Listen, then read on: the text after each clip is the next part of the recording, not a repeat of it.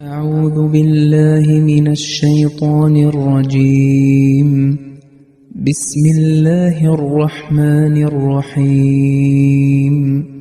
يسألونك عن الخمر والميسر قل فيهما إثم كبير ومنافع للناس وإثمهما أكبر من نفعهما ويسألونك ماذا ينفقون قل العفو كذلك يبين الله لكم الآيات لعلكم تتفكرون. അസ്സലാമു അലൈക്കും വറഹ്മത്തുള്ളാഹി വബറകാതുഹു. സൂറ ബഖറയിലെ 220-ാമത്തെ വചനമാണ് നിങ്ങളിപ്പോൾ കേട്ടത്. അതിൻ്റെ അർത്ഥം ഇപ്രകാരമാകുന്നു: അവർ നിന്നോട് മദ്യത്തെയും ചൂതിനെയും സംബന്ധിച്ച് ചോദിക്കുന്നു. പറയുക, അവ രണ്ടിലും വലിയ ദോഷവും ജനങ്ങൾക്ക് ചില ഗുണങ്ങളുമുണ്ട്. എങ്കിലും അവയുടെ ദോഷം അവയുടെ ഗുണത്തേക്കാൾ വളരെ വലുതാണ്. തങ്ങൾ എന്താണ് ചെലവഴിക്കേണ്ടതെന്നും അവർ നിന്നോട് ചോദിക്കുന്നു. പറയുക, പ്രയാസം കൂടാതെ ചെലവഴിക്കാൻ കഴിയുന്നത്ര. ഇപ്രകാരം അള്ളാഹു തൻ്റെ കൽപ്പനകൾ നിങ്ങൾക്ക് വിവരിച്ചു തരുന്നു. മുസ്ലിം മൗദ് റളിയല്ലാഹു അൻഹു ഈ ആയത്തിൻ്റെ വിശദീകരണത്തിൽ പറയുന്നു: അള്ളാഹു അരുൾ ചെയ്യുന്നു, ജനങ്ങൾ അങ്ങയോട് മദ്യത്തെക്കുറിച്ചും ചൂതാട്ടത്തെക്കുറിച്ചും ചോദിക്കുന്നു. അവ അനുവദനീയമാണോ അതോ നിഷിദ്ധമാണോ എന്ന്. അങ്ങ് അവർക്ക് പറഞ്ഞു കൊടുക്കുക, മദ്യത്തിലും ചൂതാട്ടത്തിലും വലിയ ദോഷങ്ങളുണ്ട്, കൂടാതെ ചില ഗുണങ്ങളുമുണ്ട്. എന്നാൽ അവയിലെ ദോഷങ്ങൾ ഗുണങ്ങളെക്കാൾ വളരെ വലുതാണ്. അള്ളാഹു നൽകിയിരിക്കുന്നത് എത്ര മനോഹരമായ മറുപടിയാണ്. അവിടുന്ന് അവരുടെ ചോദ്യത്തിന് പെട്ടെന്ന് തന്നെ നിങ്ങൾ മദ്യം കുടിക്കരുത്, ചൂതാട്ടം കളിക്കരുത് എന്ന് വിലക്കുകയല്ല ചെയ്തത്.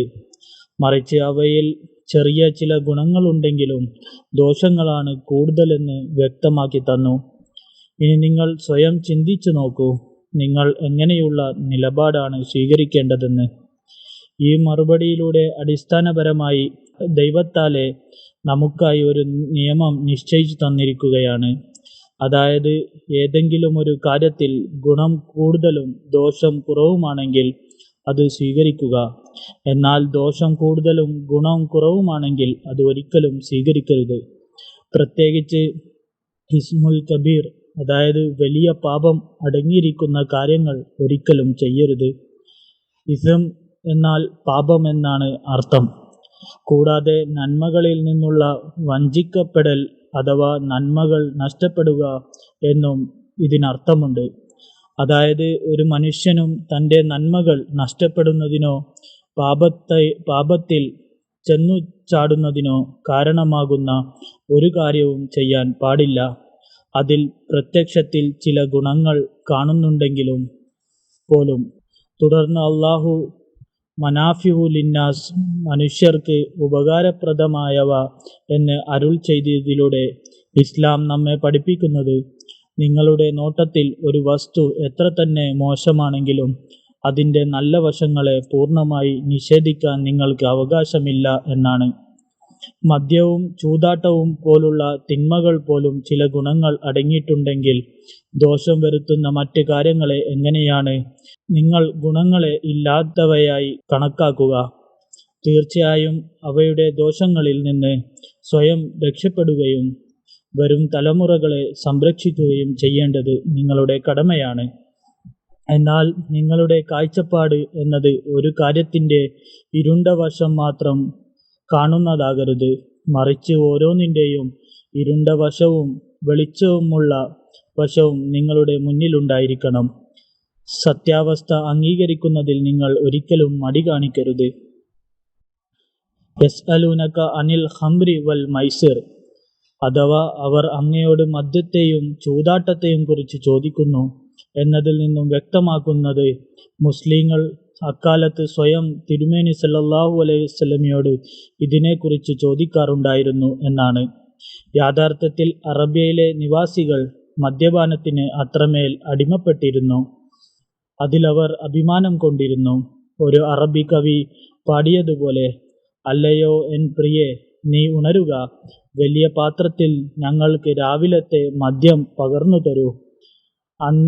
അന്ത്രിനിലെ മദ്യം ബാക്കി വെക്കാതെ ഞങ്ങൾക്ക് നൽകൂ. ഞങ്ങൾക്ക് പ്രഭാതമദ്യം നൽകൂ. സിറിയയിലെ നഗരങ്ങളിലെ മദ്യവ്യാപാരികളുടെ പക്കലുള്ള മദ്യത്തിൽ നിന്നും ഒന്നും ബാക്കി വെക്കാതെ വിധം അത് ഞങ്ങൾക്ക് കുടിക്കാൻ തരൂ. ഇതുപോലെ യുദ്ധസമയങ്ങളിൽ അവർ പ്രത്യേകം മദ്യം ഉപയോഗിച്ചിരുന്നു. അങ്ങനെയാകുമ്പോൾ അവർക്ക് ഭയമില്ലാതെ പോരാടാനും ഭാവിയെക്കുറിച്ചുള്ള ആശങ്കകൾ ഇല്ലാതാക്കാനും സാധിക്കുമായിരുന്നു. എന്നാൽ ഇങ്ങനെയൊരു അന്തരീക്ഷത്തിൽ ജീവിച്ചിട്ടും അവർ സ്വയം റസൂലുള്ളാഹി സ്വല്ലല്ലാഹു അലൈഹി വസല്ലമയോട് ചോദിച്ചു, അള്ളാഹുവിൻ്റെ പ്രവാചകരെ, മദ്യത്തെയും ചൂതാട്ടത്തെയും കുറിച്ച് അള്ളാഹുവിൻ്റെ കൽപ്പന എന്താണ്? ഇതിൽ നിന്നും മനസ്സിലാക്കുന്നത് അപ്പോൾ മദ്യവും ചൂതാട്ടവും നിഷിദ്ധമാക്കിക്കൊണ്ടുള്ള കൽപ്പന വന്നിട്ടില്ലായിരുന്നു എങ്കിലും പ്രവാചകൻ സല്ലല്ലാഹു അലൈഹി വസല്ലമിൻ്റെ സമ്പർക്കത്തിൽ കഴിഞ്ഞതിന് ശേഷം ഇവ ദൈവ സാമീപ്യത്തിന് തടസ്സമാണെന്ന് അവർക്ക് സ്വയം തോന്നി തുടങ്ങിയിരുന്നു എന്നാണ്. അതുകൊണ്ട് തന്നെ ഇതിനെക്കുറിച്ച് വ്യക്തമായ ഒരു ദൈവിക കൽപ്പന വരാൻ അവർ ആഗ്രഹിച്ചു. സത്യത്തിൽ ഈ ചോദ്യം സ്വയം തന്നെ സ്വഹാബികളുടെ മനസ്സിൻ്റെ വിശുദ്ധിക്കും അവരുടെ ഉന്നതമായ ധാർമ്മികതയ്ക്കും ഉത്തമ സ്വഭാവത്തിനും വലിയൊരു തെളിവാണ്. മദ്യവും ചൂതാട്ടവും ലോകത്ത് വലിയ രീതിയിൽ തടയാൻ ശ്രമിച്ചു കൊണ്ടിരിക്കുന്ന രണ്ട് തിന്മകളാണ്. എന്നാൽ ഇസ്ലാം അല്ലാത്ത മറ്റൊരു മതത്തിനും അവയെ പൂർണ്ണമായി തടയാൻ കഴിഞ്ഞിട്ടില്ല. ഇസ്ലാം മാത്രമാണ് ഈ രംഗത്ത് വലിയ വിജയം കൈവരിച്ചത്.